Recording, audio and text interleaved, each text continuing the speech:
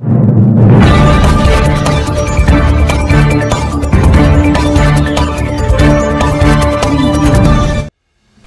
क्षणाची breaking news आम्ही आपणास दाखवित आहोत।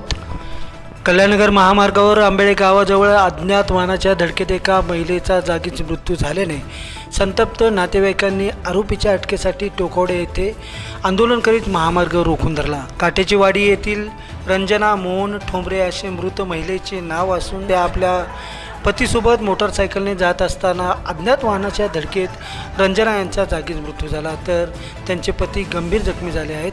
मृत महिलेच्या संतप्त नातेवाईकांनी आरोपीस तात्काळ अटक करावी म्हणून महामार्गावर आंदोलन करून महामार्ग रोखून धरला। लाईव्ह अस्मिता टीव्ही न्यूजसाठी दीपक शिडा, विशेष प्रतिनिधी मुरबाड। आपण पाहतात लाईव्ह अस्मिता टीव्ही न्यूज, उमेद नव अस्तित्वाची।